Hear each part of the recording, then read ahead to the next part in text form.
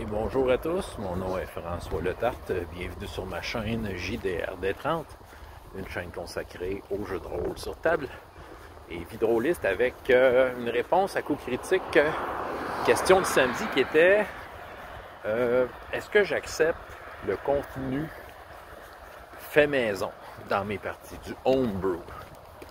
Donc je pense qu'il y a plusieurs facettes à ça. D'emblée, je dirais oui.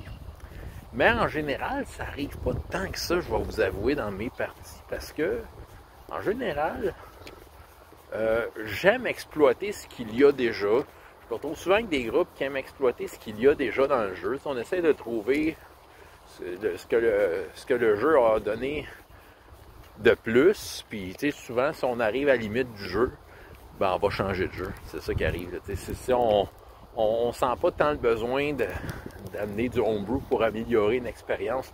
Si l'expérience de base n'est pas suffisante, des fois on est à même de voir que le homebrew ne changerait pas grand-chose. Mais en tant que tel, c'est ça, on va beaucoup prendre ce que le jeu offre en partant, puis on va avoir du fun avec.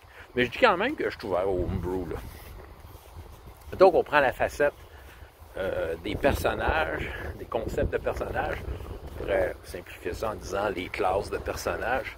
Amener une nouvelle classe, pourquoi pas? C'est sûr que ça demande une certaine étude de cas, par contre, parce que il faut quand même vérifier qu'il y a un certain équilibre. Là. Je ne dis pas que la classe soit débalancée ou quoi que ce soit, c'est mauvais, mais il faut quand même qu'il y ait un certain équilibre, une certaine justice par rapport aux autres concepts de personnages qui y a autour de la table. Fait que, c'est juste, ça demande une certaine étude de cas. Pour ce qui est de l'univers de jeu, je parle toujours de l'univers de jeu. Il y a des univers de jeu connus que c'est un peu plus difficile de s'y immerser et de créer du contenu. Ça demande évidemment une discussion avec le meneur de jeu, les autres joueurs. Ça demande de quoi? C'est pas impossible par contre. Même dans Star Wars, on peut inventer des affaires nouvelles. Il y en a plein qui le font. Star Trek, on peut. C'est ça. Mais des fois, c'est parce qu'il y a déjà des histoires écrites, à savoir si on veut coller au canon ou pas, coller par rapport à ce qui a été fait ou pas. C'est là que ça peut aller déranger un peu. Mais déjà en partant, quand tu crées un petit background de personnage, c'est une façon d'amener du homebrew d'une certaine façon, même si ton background est basé sur des choses qui existent, veux pas, tu es en train d'inventer une histoire sans l'avoir joué. De quelque chose qu'il n'y avait pas, là, fait que c'est genre de petit homebrew, on peut le voir comme ça. Pour ce qui est des règles, ben ça, je suis 100% à l'aise avec ça. Tout dépendant des jeux, il y a des jeux qui n'en ont pas vraiment besoin.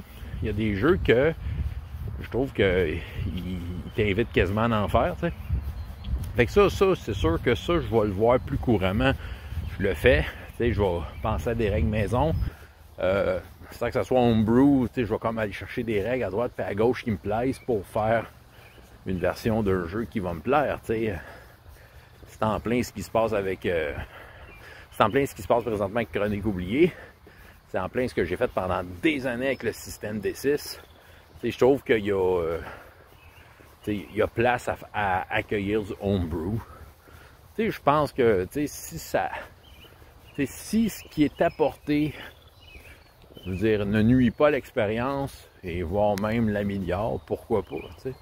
Je ne verrais pas pourquoi on dirait non à ça. C'est la base même du jeu de rôle. Tu sais, tout est dans la création.